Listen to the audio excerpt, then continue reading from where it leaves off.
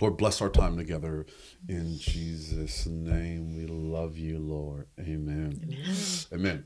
Well, hey, everybody. Welcome to Binge the Bible podcast extended version, where we jump into some of the things we didn't get to discuss over the weekend. The goal of our time together is to dive deeper into the characters, content, and even the context of what's happening. And sometimes the crazy, because there's some crazy in the Bible, and it's a family story, which means there's some crazy families in the Bible, which makes me feel a lot more comfortable about my little crazy family. And so I want to thank you for joining us again. My name's Q. I get to serve as the lead pastor here at Hope City Church, and today y'all, I'm joined by two distinguished women of God who love Jesus, love our church, love their families, and love the Bible. Today I'm joined by Tracy Caton and Ebony King.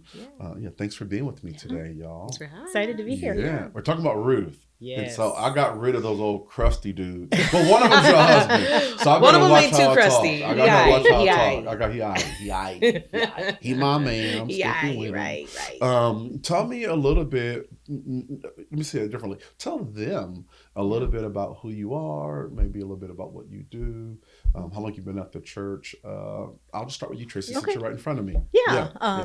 So my husband Mark and I helped plant the church almost 10 years ago. Yeah, crazy. Now Time flies. we've known Pastor Q and Angela for a long time. For a real long time. And so it's been a journey. Yeah. About 5 years ago, I was able to come on staff as Yeah. the executive director of operations and make that transition right during COVID. So I started, and then the church shut down for 2 months. So I always tell people I was questioning my life decisions at that moment. But it has been an amazing blessing and something I never anticipated doing. And so, it's been great. It's been great. Great. Yeah. That's awesome. Miss King. Yes. Tell me tell them a little bit about yourself. Yeah. I'm Ebony King. I am a wife of Trevor King, who usually does the podcast. Yeah, come on, Trev. That's my man. That's my man. Right. And now mother of our son, Truth. Oh, we talk about him every podcast. Oh my goodness, he's the best. I just love him. So that's kind of the newest thing. But I've been going to Hope City. Let's see, Hope City's how old? 9. So we've been going for 8 years. Yeah. We started like the year after you guys started. Yeah. But I was thinking about this on the way here. Yes. Yeah. I met you when you were in Kansas City. Yeah. You guys were the first people we ever told we were planting a church. Which is so funny because I didn't know how important it was until after the fact. And I was like, oh, that's the dude we were in his basement. He was talking about that. Yeah. Okay. Yeah, it was Ebony, Chelsea, Aisha, and Morgan at our house. Yeah. Because Angel's got a picture with all three of y'all jumping in our yard like 2 years or a year before we started the church. So way back when. So that's how long I've known you. And then we went to the church, a year after you guys had started, when Trevor and I actually had just started dating. So. Which is super cool because you guys were going to different churches. Yes. And then you were like, we want to start some new rhythms as a couple. And and then not too long after that, I got to be a part of officiating y'all's wedding, which was like, I love that. And pray, for this little guy who y'all now hold and dote over. But y'all still doing date night, which is kind of, y'all are like, we just did date night on Sunday night. Yeah. Y'all still doing date night. So super proud of y'all keeping those priorities aligned and just, it's been great. Yeah, it's fun. Well, actually Danny said to me, she said, hey, we're talking about Ruth. Yeah. You should probably get some of that testosterone out of here. And, what them brothers know about, And I was like, show you right, Danny, show you right. And so we're going to jump into the book of Ruth today and talk a little bit about some of the things we didn't get to cover on Sunday. So I've got a little bit of a roadmap.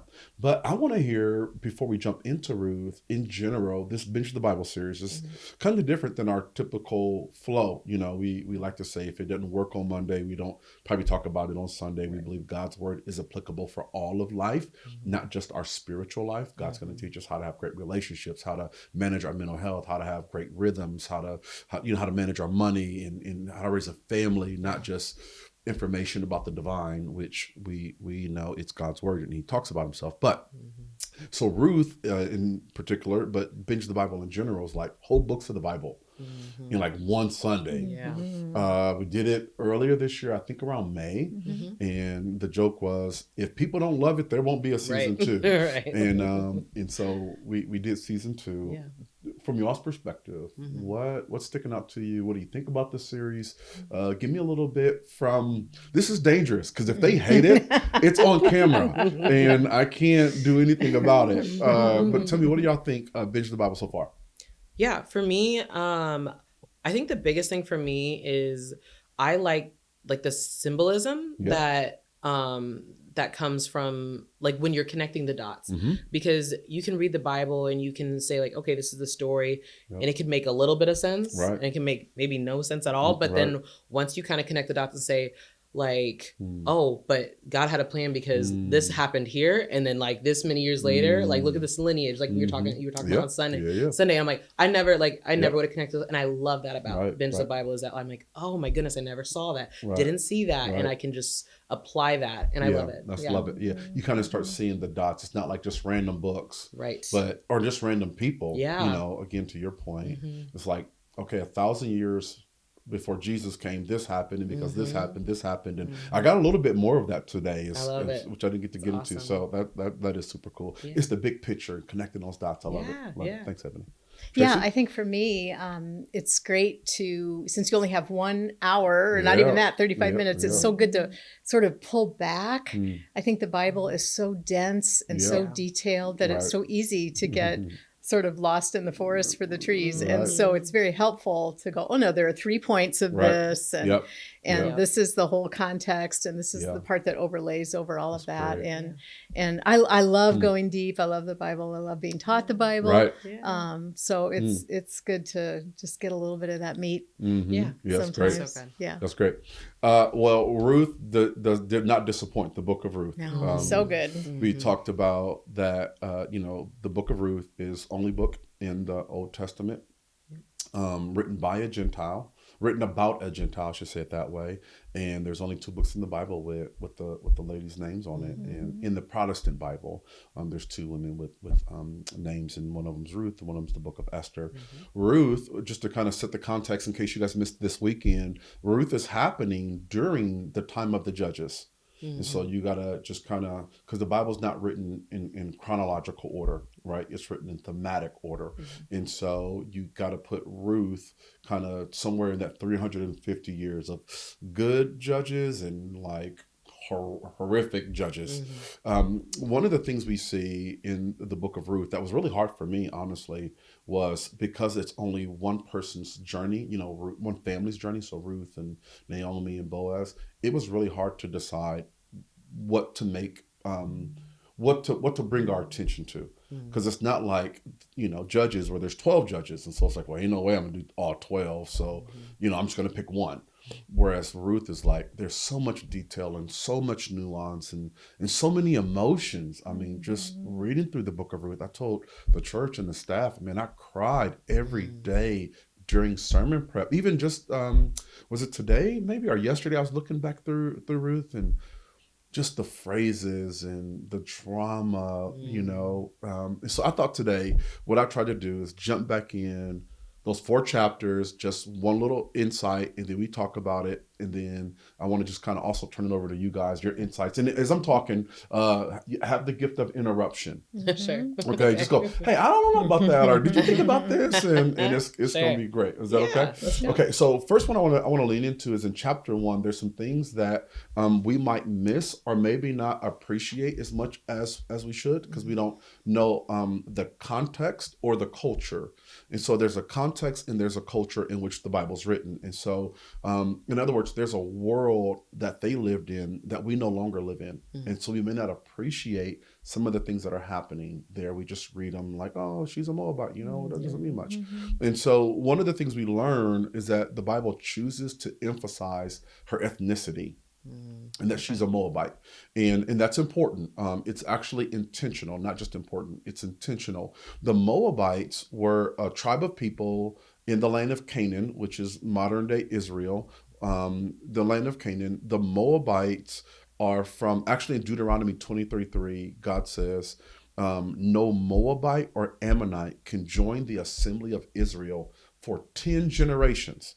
So God writes in the law, for 10 generations, they can't be a part of my chosen people. You go, wow. Which means when these guys went there and they married Moabite women, they knew they were marrying someone that their family could never embrace.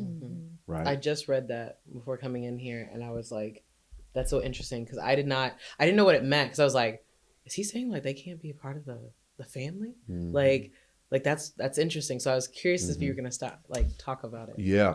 Well, one of the reasons why is because the lineage of the Moabites is from Lot. So again, the Bible is just one big family drama, right? And so Lot is Abraham's nephew. They leave together. They get to the promised land. They grow really big. Lot and Abraham, they go to the mountain, and Abraham says, hey, our shepherds are fighting each other. Our sheep have gotten too big. Your sheep have gotten too big. Lot, pick any land you want. I'll take whatever you don't pick. Land picks the land closest to Sodom and Gomorrah. That's where Lot goes. And you know the story. The angel comes. Lot, his wife, his 2 daughters escape. The wife turns into a pillar of salt. She looks back. There's something back there. She I don't know if it was comfort, if it was security, if it was a lover. We don't know. So Lot and the 2 daughters make it to a cave, and they're safe. And what happens that night is his 2 daughters get them drunk. And they say, unless our name leaves the earth, meaning there's no offspring to remember that we were here, we need to get our dad drunk. And so the 2 sisters get their dad drunk, and they have sex with them. They have 2 children. The one sister has a son named Ammon, who become the Ammonites. And the other daughter has a son named Moab, who becomes the Moabites. Well, Israel is leaving Egypt, going into the promised land, and the Moabites and the Ammonites, which is their 4th cousin, 3rd cousin, they refuse to help them. They try to get this false prophet named Balaam to curse God, and so there's this deep history where the Israelites were like, no, we don't like the Moabites. Man, we were slaves. They could have helped us. And they didn't. It's like the tension between blacks and Native Americans, all right? We're like, why did you help the white man hunt us down? And we're like, well, why didn't you help us get out of slavery? That old kind of riff, And so God goes, hey, they can't be a part of this. And so the risk that Boaz takes by being willing to marry this Moabite, right? And so you see, God says they can't be in it. There's some history there. There's some broken relationship. And so when she shows up, everybody's like, you brought this Moabite here? It was like, how could you bring her? You know what their people stand for? And God says specifically sexual immorality and child sacrifice were the 2 kind of dominant forms of worship for the Moabites. So in chapter one, actually, verse 19 through 22. Chapter 1, verse 19 through 22. It says, just to turn the corner a little bit, it says, so the 2 women went on, so they leave Moab. And it's also fascinating, just one little small point, is that the way it reads is that Naomi, her husband, and her 2 sons went to Moab. They lived there. Verse 2 says, the man's name was Elimelech, his wife's name was Naomi, and the sons of the 2 were Mahlon and Chilion. They were Ephrathites from Bethlehem, which is in Judah, and they went to Moab and lived there. And then it says this, and Elimelech, Naomi's husband, died, and she was left with her 2 sons. So her sons haven't married yet. Gotcha.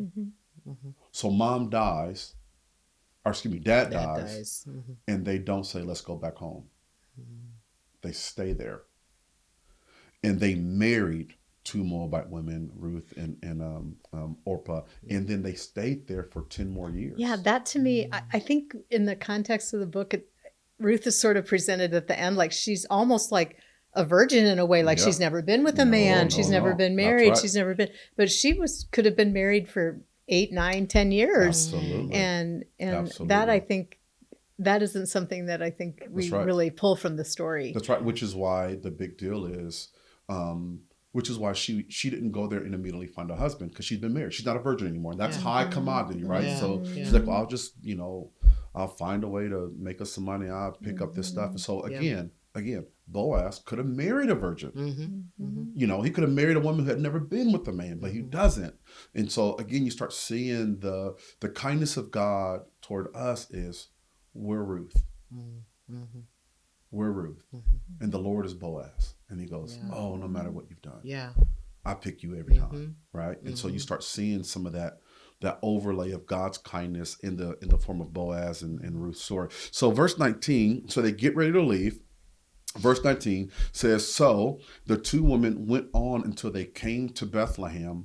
When they arrived in Bethlehem, the whole town was stirred because of them. And the women exclaimed, can this be Naomi? They hadn't seen her for 2 years. Remember, there's no plane, trains, automobiles. There's no email. There's no text message, right? There's no pigeons. Like, for all they know, she was dead. She's back. Right. But she's back. Right? Yeah. So, verse 20, she says, don't call me Naomi. So call me Mara, because the Lord, she blames God, for the Lord has made my life very bitter. She blames God. She's not in a great place. She just lost her husband and her 2 sons, right? She's not in a great place.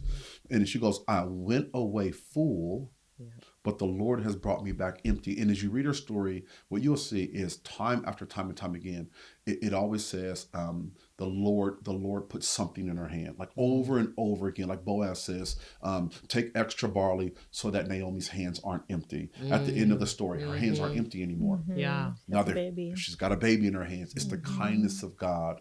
Like God, how could you? And he goes, oh baby, if you only knew what I would do. So here's the headline though. Verse for the Lord Almighty has afflicted me and put more misfortune. Verse 22. So Naomi returned from Moab, accompanied by Ruth the Moabite, her daughter-in-law, in Bethlehem, as the barley harvest was beginning.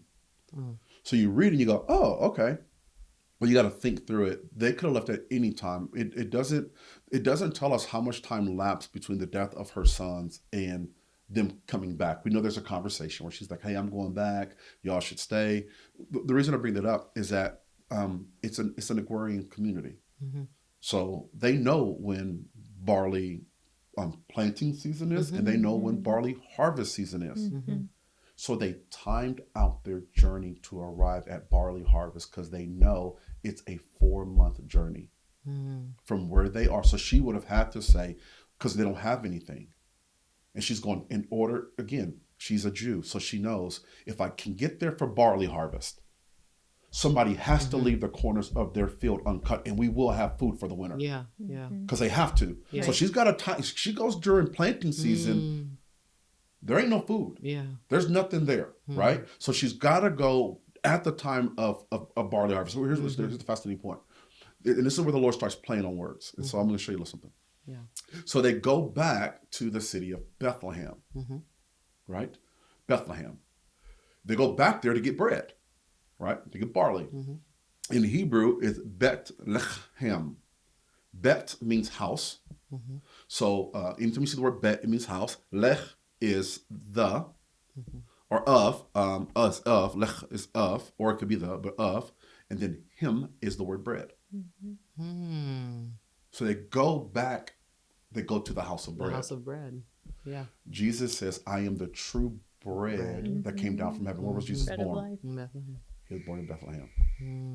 Wow. Full circle. Full circle. So God starts stacking the dominoes and going, I want to communicate to you who I am, what I'm like, what I'm going to do for you. And so chapter 1, we start seeing the journey of the Moabite and the faithfulness of God and the symbolism of Bethlehem and them going to the house of bread to find bread in a season where there was none. It went from being a drought in Bethlehem or famine in Bethlehem to be in a house full of bread. So that's chapter 1. That's chapter 1. Awesome. Yeah. Thoughts, questions, comments out of chapter 1?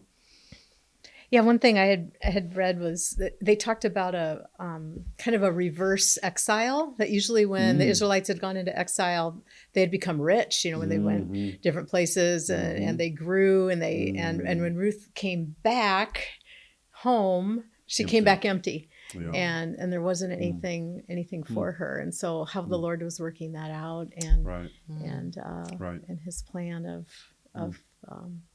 of that, I thought was really interesting. I wondered too why, the question of why did Ruth decide to go with her, and why did Orpah decide to go back? I mean, did Ruth not have anyone to go back to? Was she not close to her family?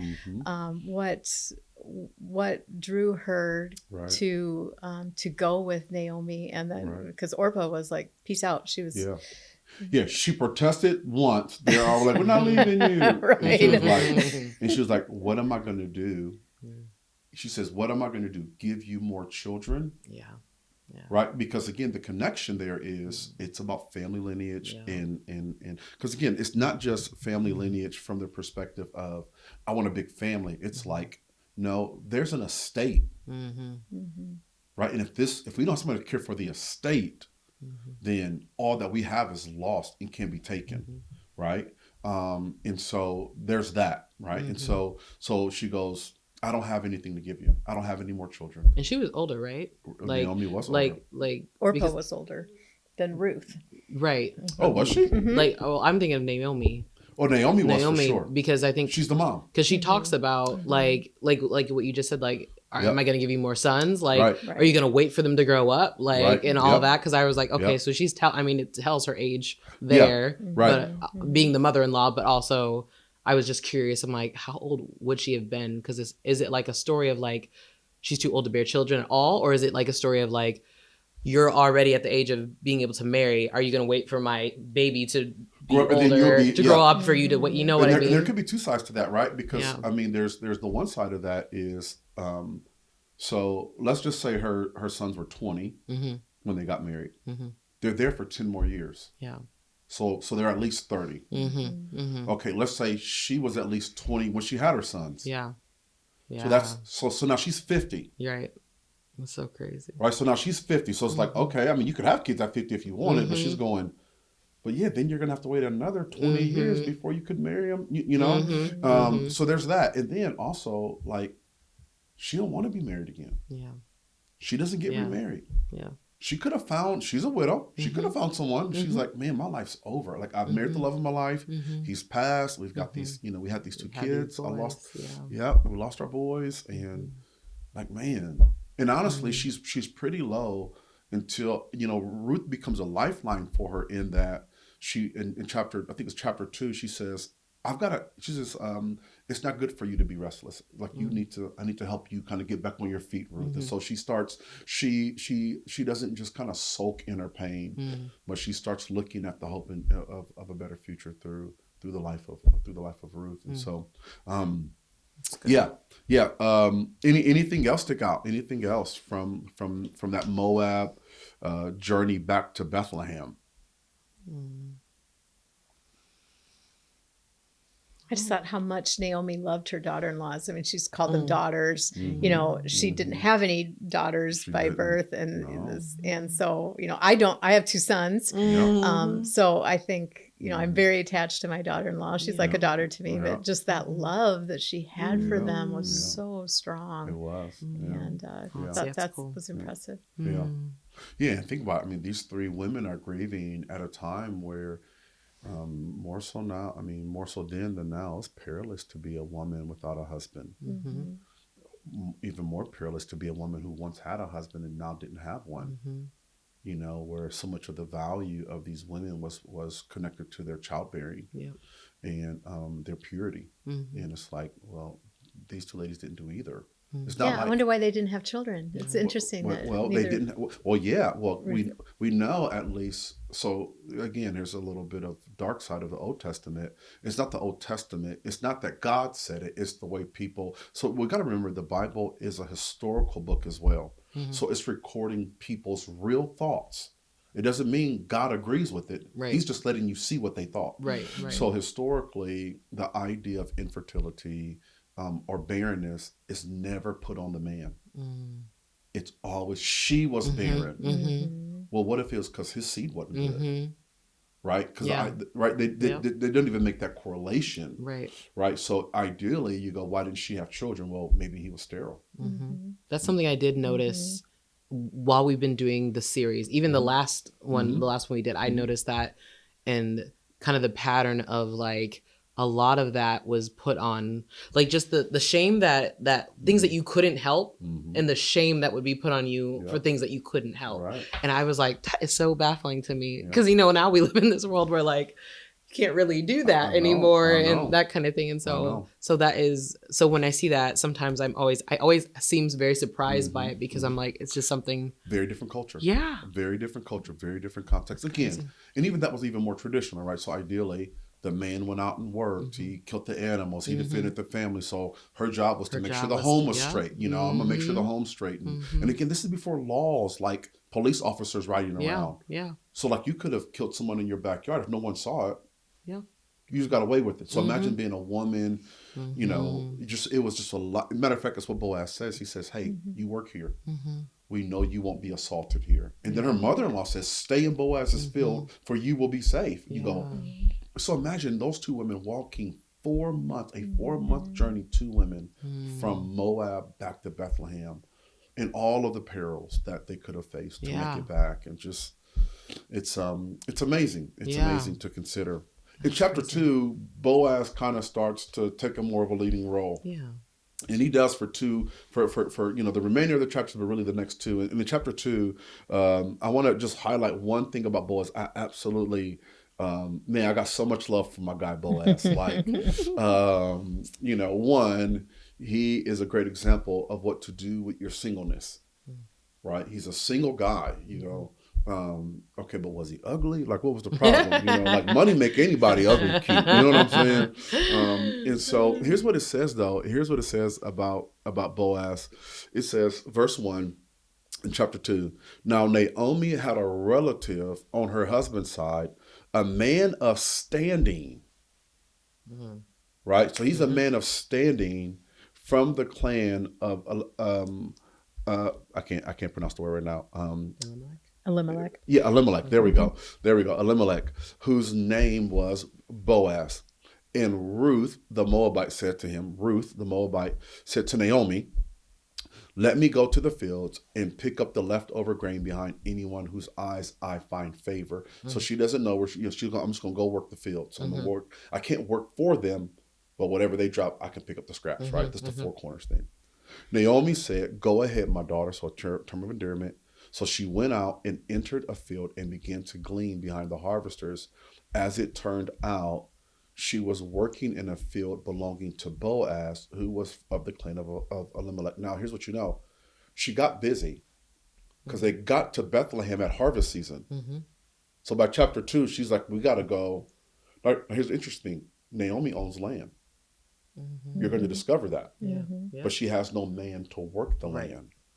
So she's at like, we've got land, we have no man to work the land, go in someone else's field. There's nothing to harvest in our fields, right? Because nobody's been planting, we've been gone, right? There's a famine in the land. So it goes on, verse 4, it says, just then Boaz arrived from Bethlehem and greeted the harvesters.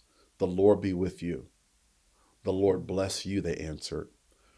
And then it says, and Boaz asked the overseer of the harvesters, who does this young woman belong to? So he takes an interest, like, hey, who is that? You know what I'm saying? Like, hey, who's that? I ain't seen her before. She got a man? She knew here. Yeah, she knew here. Which tells you a couple of things, right?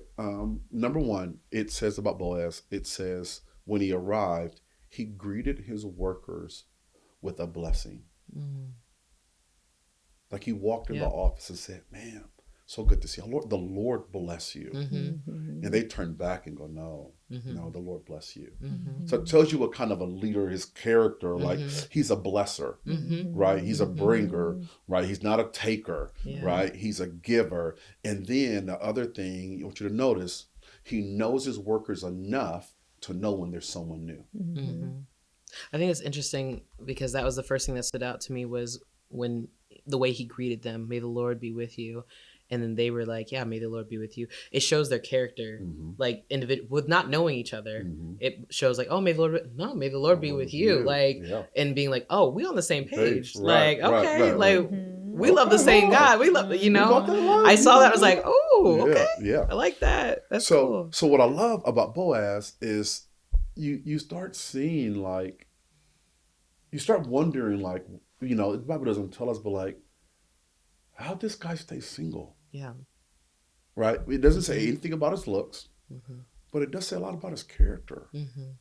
And there was not a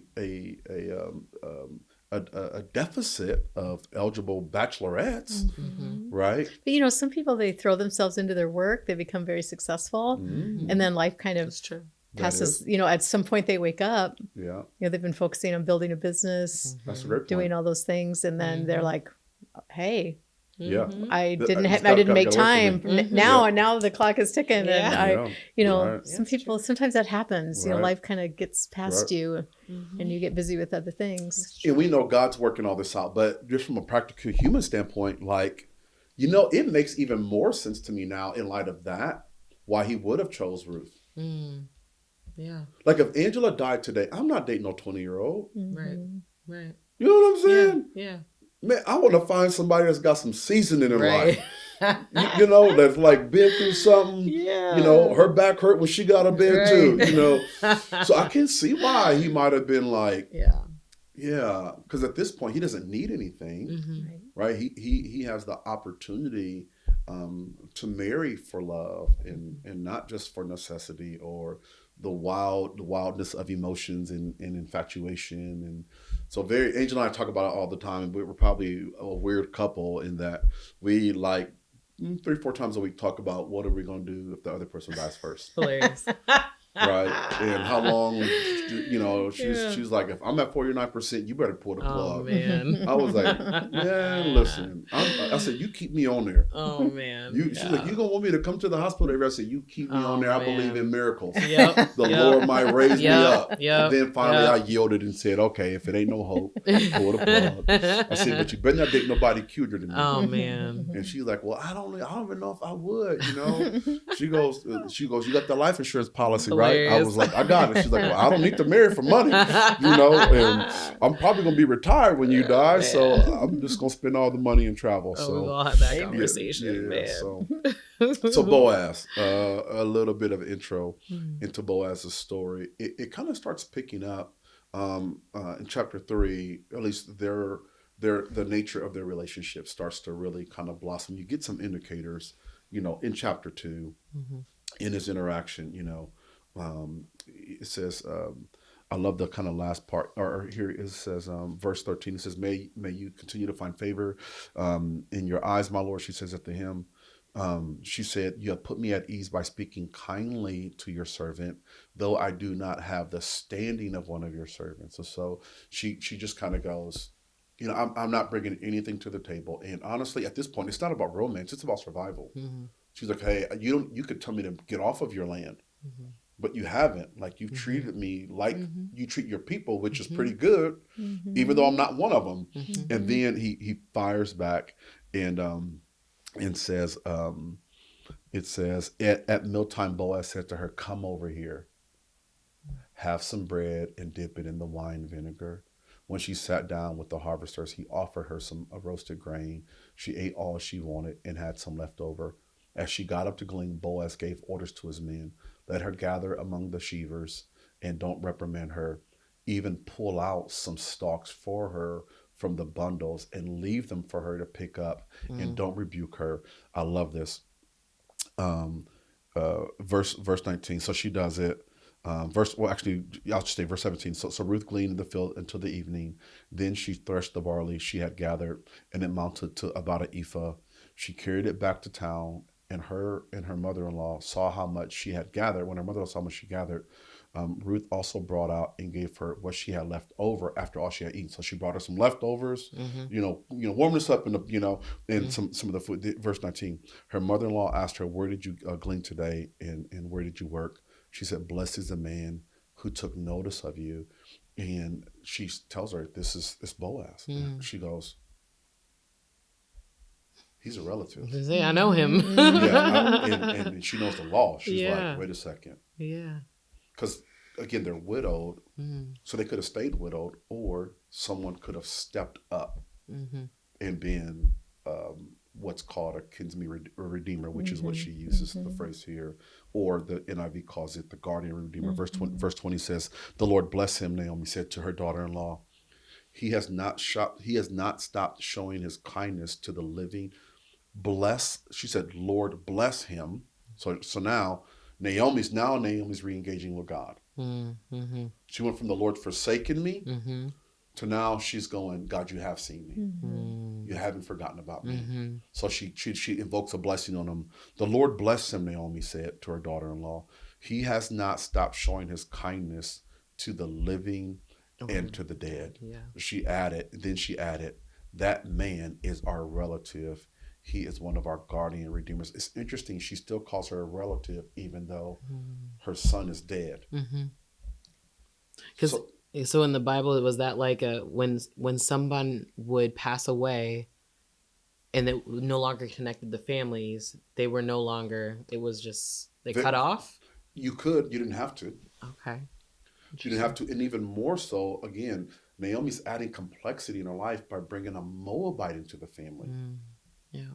It's like, an all-black family in the South after war, after the Civil War, bringing a white woman. You're like, you bugging. Yeah. You know what I'm saying? It's like, no, my son died, but she's still in the family. It's kind of one of those things. I mean, think about, in y'all's past life, like you break up with your ex-boyfriend, now his mama might still like you, so she's still texting you and she hoping y'all get back together again. You know what I'm saying? It's kind of like that. But, the costs are higher. And again, Naomi, she goes, "I don't have any children." So in other words, my lineage, because the thing is, it's about family line, and we've lost some of this in our culture. Is that it's about family line, it's about lineage. My children are the proof that I existed. Like when I die, how do you know I existed if there weren't any pictures? Well, Jonathan and Kayla are going to go, there was a man named Kovadas Levi Shimon Marshall. He was my dad. Right. And I'm the proof of that. Right. And the Marshall last name will continue because I'm going to have, and so my daughter's like, I'm keeping the Marshall last name. I said, "No, baby, you can't do that. That man's got to start his own lineage, And she goes, "Well, I'm a hyphenated." I said, well, I can't, I'd be okay with that. I'm all right with that. I'm all right with that. Well, Naomi doesn't have anybody to continue the family last name. So now she's got this Moabite daughter. Yeah.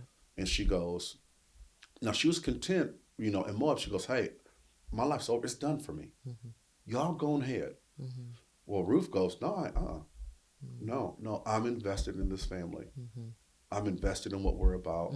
And so what we'll discover, she will have offspring, right? Yep. And she will give them the family name, and she will continue to make sure the legacy goes on and extends the lineage. But in a weird way, Ruth is David's great grandmother, but Naomi isn't, not by blood. Right. Not by blood. Yeah, that's so interesting. Right? And so you kind of go, man, just a little bit of the nuance of, okay, Naomi has kids, their kids get married, so it's her daughter-in-law, so there's no blood relation there. But because Ruth stayed, Ruth gets access to the inheritance of her former husband, and Boaz is going to marry her. Yeah. And actually, I'm kind of getting ahead of myself. Chapter 3, it's where you kind of really get the intro of the guardian redeemer. Let me back up. Was there anything in chapter 2 y'all wanted to kind of jump into? Yeah, I like this part in verse 14 and 15 where Boaz kind of puts the cookies on the low shelf. He's like, "Hey, let's make it easy for her. Like, pull some things out, make sure she can get it." Right. I thought he's given her special treatment, so you can tell at that part he cares for her. He does. He does. He's like. He takes great care to make sure that she finds what she needs, and I think it's interesting too that and we've kind of talked a lot about it, but that Boaz is actually through Elimelech. Yes. He's the relative connection. It's not through Naomi. Boaz is through the line of Elimelech, which her is our husband, right? Mm-hmm. So that's the lineage. I know. She talks about him that he's Yep. our kinsman redeemer. Yep. She's still identifying with her that family. That's right. But he's actually through Her her husband. husband's Yeah. lineage Yeah. that she's connected to Mhm. still. So those Interesting. bonds are strong. They are strong. They are strong. Yeah. Yeah, it's beautiful. Yeah, and they even, when you kind of to play off of what you had said, and I can't remember where it was at in here where, like you said, he was kind of putting the cookies on the low shelf, where he was talking about like, oh yeah, let's take some, whatever we have already taken and bundled up and take some, just put it down. Yeah. Right. And then whatever she can get, Yeah. like, don't curse her for it. Right. Don't be mad at her for it, Just drop it there and walk just let her away. walk Right. away. Pretend that we left it there on purpose and just let her get what she Oh, my needs. God. Like, that's just, it's the caring nature that you can see in his character. I And know. that's so neat because I didn't catch that when I was reading through it. I didn't catch that. I was like, man. Yeah. Boaz, man. That's smart. a Some flirt. game. He's That's got some a game. I know, he got some game. That's some serious man. flirting. Yeah, oh, Listen, for food, that's sure. all you got to do for me, Trevor. For sure. Just Yeah, food. yeah, right. Just leave it like, Yeah, yeah, just leave me a feed plate me. out. Leave me a plate out. It's so funny. If me and Ann just is fighting and they're not getting along, all I gotta do is cook some food Yep, and I'm that's not gonna it. do it. I'm like, you wanna talk? She'd be like, no. I'm like, well, but I made you dinner. She like, okay, leave it at the door. Leave it at the door, Yeah, right? leave it at the door. You know. And so after she get that, she come down and I'm like, you still mad? She's like, no, I just don't like it when you know. So she's kind So of now we gotta softened talk. up a little Yeah, bit. yeah. Oh yeah, food. It's been That'll working solve for it. years. I promise It's been you. working for years. One of the things, like toward the end of the chapter, in chapter 2, it says in verse 20, verse 22, she says, Naomi said to Ruth, her daughter-in-law, it will be good for you, my daughter, to go with the women who work for him, because in someone else's field you might be harmed. Yeah. Right. And then verse 20, so Ruth stayed close to the women of Boaz. Again, there's women, right, to Boaz to glean until the barley and wheat harvest were finished, which was about a 4-month harvesting season, or leading up to harvest season. And so then it says in the verses that so she lived with her mother-in-law. So she's living with she's living with Naomi. And then chapter 3, just the next chapter over, it opens up, and she says, one day, Ruth's mother-in-law said to her, my daughter, I must find you a home for where you will be well provided for. So she puts that mama hat on and goes, I'm so glad. And, honestly, this isn't even a long-term fix, right? And harvest season is about to be over, right? If we read that, harvest season has just ended. She's going, I got to find a home for you. And she gives her the game. She says, now Boaz, with whose women you have worked, is a relative of ours. Tonight he will be winnowing barley on the threshing floor. I love this. She goes, so wash. Take a bath. Take a bath, girl. Put some perfume on. Smell good. And get dressed in your best clothes. Yeah. Right? Right. She gonna hey, Yep. so I'm gonna tell you how to Yep. fuck. It's You've time been to out of, flirt back. you've been out of step for a little bit. Let me get your groove back, girl. Right. Get your groove back. And then she gives her the instruction what to do. Yeah. And after a night of working and celebrating, verse 9 is where I want to pick up at. She's laying at his feet. And actually she does what her mother says. Verse 4, she says, when he lies down, note the place where he is lying, then go and uncover his feet and lie down, and he will tell you what to do. Yep. So in other words, here's the cultural nuance. Here's how you do it. You go, you uncover his feet. If he's unwilling to redeem us, he'll cover his feet up and send you off. Yep. Okay. Then you'll know. Yep. But if he says what he's going to say, then you know that God's going to use him to redeem our family. So verse 9, she uncovers his feet. He says, who are you? So he asks, because he knows this is a proposal gesture, so to speak. Yeah. Yeah. Right? So he's going, before I cover my feet, let me see who's uncovering me first. Yeah. Yeah. Who did this? Yeah. Ruth? Oh, Ruth. Right? Yeah. I'm your servant Ruth, she said. Spread the corner of your garment over me, since you are a guardian redeemer of our family. And I just love, I mean, that picture right there, man, like the vulnerability, like for me, I can't help but think about my relationship with Jesus, where she uncovers his feet and she says, basically, spread your garment of love over me, cover me, redeem me. Would you be willing to take me on? You know my story, you know my journey, but he also knows her character, right? So she's been a woman of noble character and taking care of her mother-in-law. And he says all that, and she says, for you are our guardian and redeemer. And then he jumps in and says, the Lord bless you, my daughter. He replied, this kindness is greater than that which you showed earlier. What is the kindness she showed earlier? He tells her in chapter 2, taking care of your mother-in-law. Yeah. So he goes, That's awesome. what you're doing for me is even more kind than what you did for her. That's beautiful. Wow. He goes, man, that was so kind. You gave up your whole life. Came to people who don't know you, who don't love you.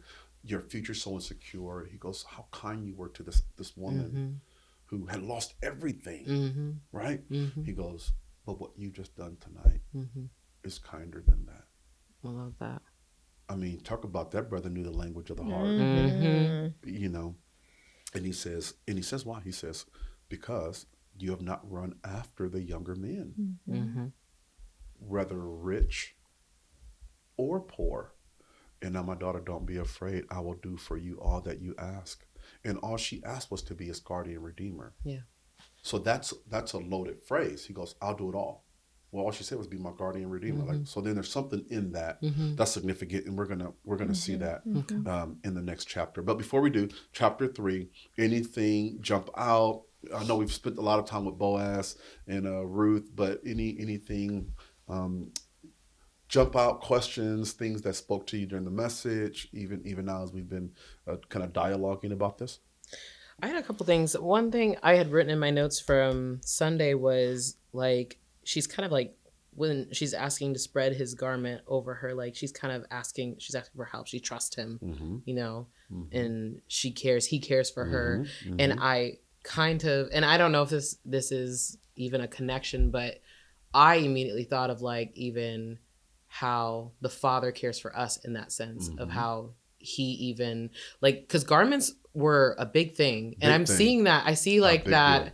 Like throughout the Bible, and I was even thinking of when the woman who was bleeding, and she just was like, if I can just grab his garment, the hem of his garment, and the connections between like the symbolism of the garment. And I was like looking at this, I'm like, this has to be throughout the Bible. I've seen it like twice now. And I'm like, it has to be something that's important. So for her to be able to say, hey, like if you could just do this, then it means something heavy. And that's something I never caught that before. And I was like, that's kind of neat. On that note, garments became important in the garden.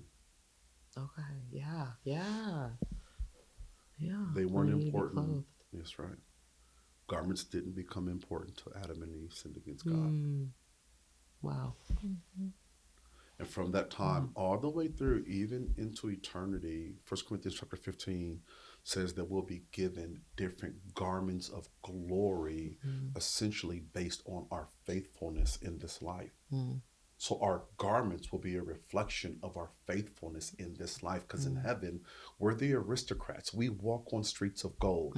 Take whatever you think of the Roman Empire aristocrats and times it a gazillion. Right? We're going to walk on the stuff men kill for. And your garment, according to 1 Corinthians chapter 15, will be reflective of your love for Jesus. Even Jesus, it describes his garment when he appears in the book of Revelation.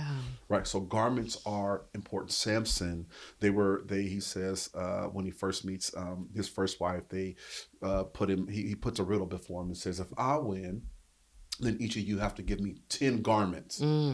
Because garments were a symbol of stature. Joseph and his multicolored coat, right? And so garments are important, not just for stature, but also for wealth. You could, again, you got to remember back then, all it would have went through to make garments. Yeah. So you got to shear the sheep. You got to soak the stuff. You got to, you got to crush 10,000 purple little flowers. So you got to find 10,000. Yeah. You got to crush them and extract them. And so that they were a big deal. And with the whole covering thing, this garment idea, it's, will you, I mean, even now, like if it's cold, come get under this blanket. Yeah.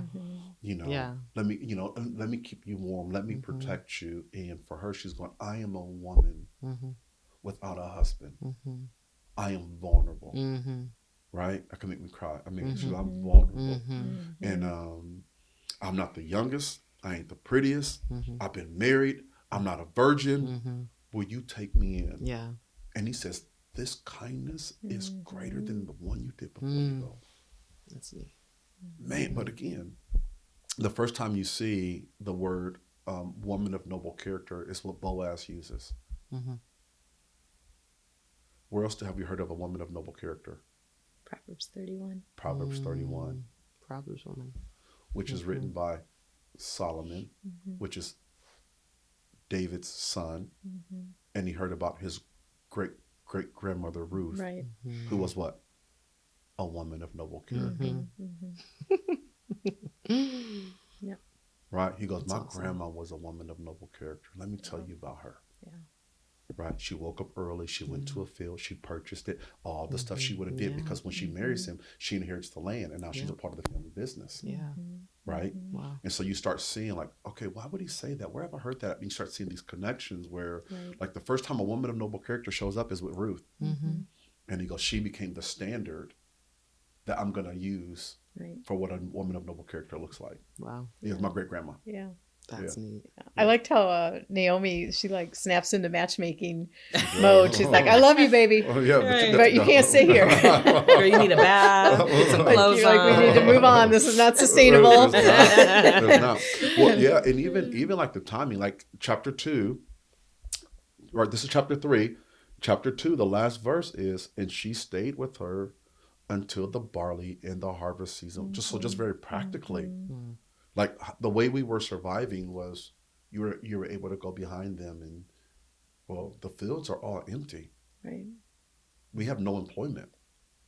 Like I've gotta just practically. Now the good news is there was a ram in the thicket. It was Boaz, who was already kind of in love a little bit. And so she does. I think we just the peril of that time. We're getting close on time. We still got a little bit of time, but these times go by so fast. They do. Right, yes. right. And it's so rich. And it's like, oh my gosh, I want to study more. I want to study more. But I do want to jump over to chapter 4, if that's okay with you too. In chapter 4, it's a little bit of a longer passage. And so I'll are y'all comfortable reading? Yeah. So let's just kind of break up. I want to go 1 through 11. And so maybe take the first 5, Ebony, take the last 6, Tracy. That'd be okay? Sure. Meanwhile, Boaz went up to the gate and sat down there. Just then, the Redeemer about whom Boaz had spoken was passing by. He said, "Sir, come over here and sit down." So he turned aside and sat down. Let me just pause you right there. So the context is, you got to remember, these cities have basically fences around them. And the fences, the way they did it, it wasn't a fence, it would have been a wall, but there would have been a gate where everybody came in and out. So kind of one way in, one way out. They might have had a back gate as well for escape if they needed, but that gate would have been locked. That's how you keep the city safe. Gotcha. And so he's sitting at the gate. The reason he's sitting there is because the elders of the city would have sat there to protect the city. Okay. And to inspect the goods. Okay. So it had been a place of commerce. It had been a place of protection. Psalm 127 says, children born of your youth are like arrows in the hands of a warrior. He said, your sons will be like arrows. And then he says, for when you contend with your enemy at the gate, you won't be ashamed. And the idea there is that in your old age, when you're contending with your enemy, your sons will be there to keep you from losing the fight. And so Boaz goes to where he knows the guys are going to be, because she said, be my redeemer. And he says, actually, you have a relative closer than me. So somebody has first right of refusal, basically. Okay. So I can't, protocol is, and I can't just jump over him. Like I got to offer the kinsman redeemer to him first. He goes, but I know where he's going to be at tomorrow. Because actually Naomi says at the very end of chapter 3, I love this. She's so confident. She says, verse 18, she says, I'm going to look at verse 16 and 17. It says, when Ruth said to her mother-in-law, Naomi asked, how did it go, my daughter? Then she told her everything Boaz had done for her and added, he gave me these 6 measures of barley, saying, don't go back to your mother empty-handed. Mm-hmm. There it is again. Right? Then Naomi said, wait, my daughter, until you find out what happens. For the man will not rest until the matter is settled. She goes, he's a good man. He loves you. He gonna figure it out, baby. Just hold on. She's like, oh, what are we gonna do? He gave us some more food. He gave her more food because there's no more harvest. Yeah. Right. Yep. So he goes, I don't know what he's gonna do. But in case he says no, here's a little food to get y'all through until we get this thing figured out. And so then he goes, I know exactly where he's gonna be at. And so he finds him there. Okay, so sorry. No, you're fine. So he turned aside and sat down. Then he took 10 men from the town's elders and said, sit down here. And they sat down. Boaz said to the Redeemer, Naomi, who has returned from the field of Moab, is selling the portion of the field that belonged to our brother Elimelech. I thought that I should let you know and say, buy it in the presence of those sitting here and in the presence of the elders of my people. If you will redeem it, redeem it. But if you won't redeem it, tell me so that I may know. There isn't anyone to redeem it except you, and I'm next in line after you. He replied, I will redeem it. And pause just real quick. Again, you start seeing this word, redeem. It's such a biblical word, but he's redeeming. He's buying something back, right? Jesus has come to redeem us. He bought us back. Why? Because we used to be his. Right? I'm buying back what was once mine. Right? I'm redeeming. So this whole idea of redemption, the story of Ruth is just so soaked with like the gospel. You go, this is the gospel in the Old Testament. Right? And so he goes, so the guy goes, I'll redeem it. He goes, Naomi? Oh yeah, I know Naomi, I'll redeem it. But there's a catch, which is so interesting. I think you had the verse 5, Naomi, or Ebony. Then Boaz said, on the day when you buy the field from Naomi, you also buy Ruth the Moabite, the wife of the dead man, in order to preserve the dead man's name for his inheritance. So he goes, if you want the land, you got to take the woman, the Moabite. He calls her the Moabite. He makes sure, like he knows. There's no confusion. You're bringing a Moabite home. You want to do this to your family line? You want to put a Moabite in the family assembly? Remember, 10 generations. He goes, you want to do that? You want to disrupt your perfect family pedigree by bringing a Moabite in? Because at first he's going, the land? Oh, yeah, of course, I'll redeem the land. Right? I just went from 100 acres to 200 acres. Hey, not only do you redeem the land, you redeem her. And there's a reason why he's going to respond the way he does next. And we'll get into it. At this, the guardian redeemer said, then I cannot redeem it because I might endanger my own estate. You redeem it yourself. I cannot do it. Now, in earlier times in Israel, for the redemption and transfer of property to become final, one party took off his sandal and gave it to the other. This was the method of legalizing transactions in Israel. So the guardian redeemer said to Boaz, buy it yourself. And he removed his sandal. Then Boaz announced to the elders and all the people, today you are witnesses that I have bought from Naomi all the property of Elimelech, Kilion, and Mahlon. I have also acquired Ruth the Moabite, Mahlon's widow, as my wife, in order to maintain the name of the dead with his property, so that his name will not disappear from among his family or from his hometown. Today you are witnesses. All right, pause there. So, because verse 11 is very powerful, and I want to just verse 11 is very, very powerful. So, the way it worked, the reason why the guy backs away is because the thing about the kinsman redeemer or the guardian redeemer that I've not said is that when Boaz takes Ruth to be his wife, those children, that first batch of children she has, isn't his. Mm-hmm. They're not his kids. They're her dead husband's kids. Mm-hmm. And all of the property and everything belongs to them. Mm-hmm. It's not a problem if Ruth is his only wife, because Mm-hmm. he's going to raise them like his own. Everything's shared. You know, my mama said, when you married me, you married my kids too. Right. Mm-hmm. This other guy says, it's going to endanger my estate. Why does he say that? Because she's going to have children. Mm-hmm. He's going to raise those children. All of the proceeds and everything that comes, he can't touch. Because at first he thought, oh man, I get my bigger field, it's all mine. Mm-hmm. He goes, nope, you're going to do all the work and get none of the proceeds. Mm-hmm. Because it's not for you. Mm-hmm. You're redeeming this man's family line. Mm-hmm. Wow. Does that make sense? Yeah, yes. Which is why she gave the baby to Naomi, because technically it's Naomi's family line. Yeah. Right? It's not Boaz. It's not like right, their inheritance. It's their inheritance. So that's what the Redeemer did. He says, I'm going to do all the work, but you get all the blessing. Wow. And the guy goes, I can't do it. And Boaz says, I'll be glad to. Mm-hmm. I don't have any other children. I don't have a wife. And he goes, you guys are witnesses. I'm willing to do this. And so that's a little bit more about the kinsman redeemer, why it's such a big deal, because you know, it's there's no gain, it's all sacrifice unless you love the person you're redeeming. Right.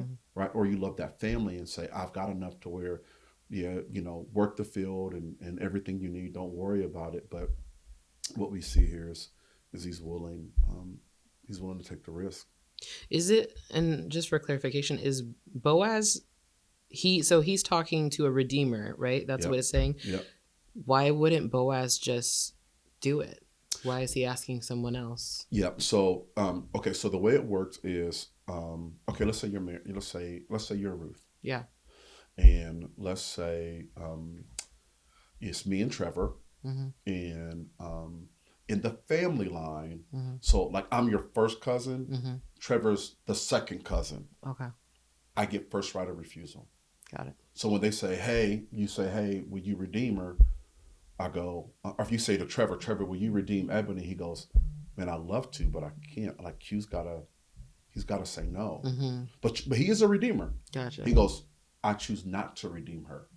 Okay. Whereas Boaz says, I am willing to redeem her.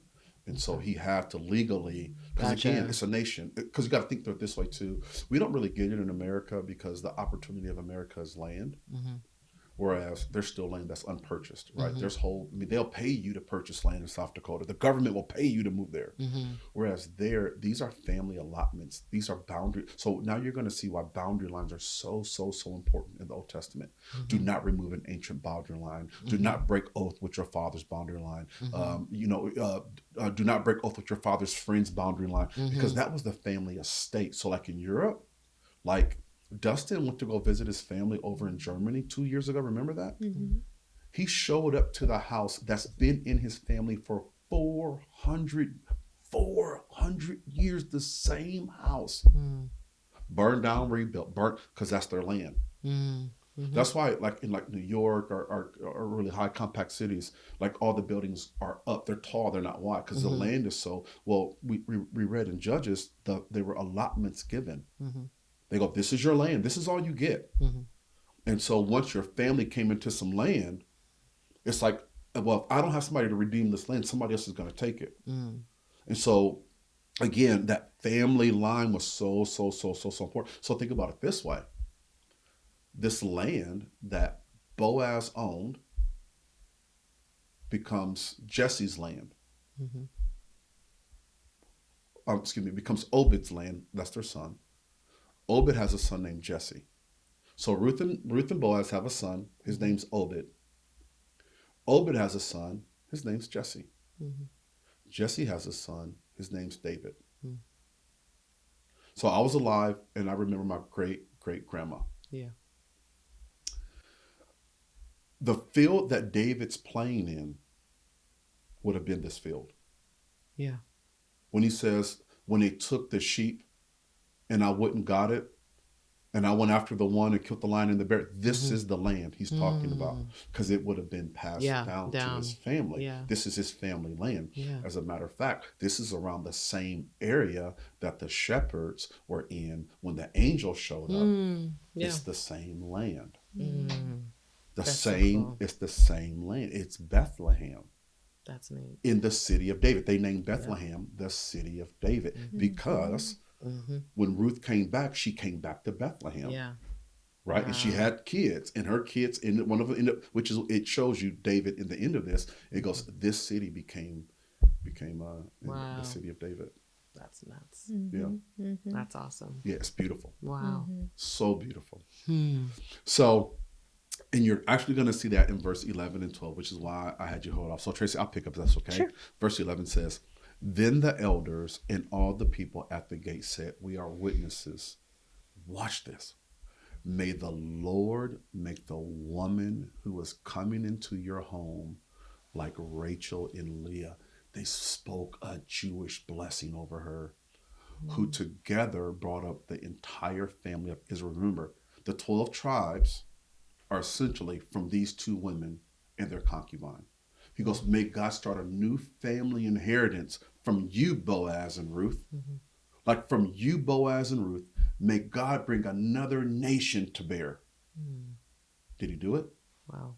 He did. Because out of Ruth and Boaz came David. Out of David came Jesus. And we are that family that's larger than Rachel and Leah ever had. And they quote and they say, may you have a standing in Ephratah and be famous in Bethlehem. Did this come true? Did Boaz and Ruth become famous? We're talking about them right now. Sure are. Man. Verse 12, through the offspring the Lord gives you by this young woman, may your family be like that of Perez, whom Tamar bore to Judah. Now, here's the interesting thing.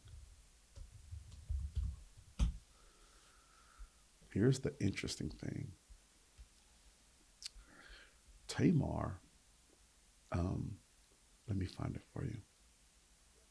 So here's what happens. So Judah had a son, and essentially the son died, and more sons. Judah had a son, married this woman Tamar. That son died, and then that son died, and then it kind of went on. And then eventually Judah was like, if I remember this correctly, he was like, I can't. I feel like all my sons that I give her, they all end up dead. And so he had one more son that was growing up, and she waited and she waited and she waited and she waited because he's got to redeem her. He's got to redeem his brother's bloodline.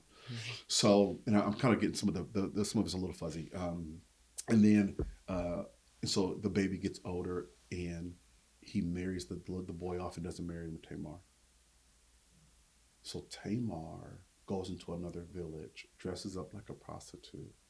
Judah goes to that city. Remember this? Has sex with the prostitute. She says, don't pay me, give me your ring, or something remind me of you. Anyway, comes back to the village. Tamar's pregnant. Judah's gonna kill her. He goes, I'm gonna kill you. She goes, well, kill me and the man whose shoes this belonged to. And he was like, Yes. And he goes, what you've done, the sin is not yours, it's mine. But they quote this when they're talking about Ruth. Wow. They go, even though the circumstances were rough, like, may God do for you what he did for these other women. Yeah. Leah wasn't the first choice, right? And they speak this beautiful blessing over Ruth. And eventually, again, it comes to pass, in the final chapter. Verse 18, verse 16 says, then Naomi took the child into her arms and cared for him. The women living there said, Naomi has a son, and they named him Obed. He was the father of Jesse, the father of David. This is the family line of Perez. Perez was the father of Hezron. Hezron was the father of Ram. Ram was the father of Abinadab. Abinadab was the father of Nahshon. Nahshon, the father of Salmon. Salmon, the father of Boaz. Boaz, the father of Obed. Obed, the father of Jesse.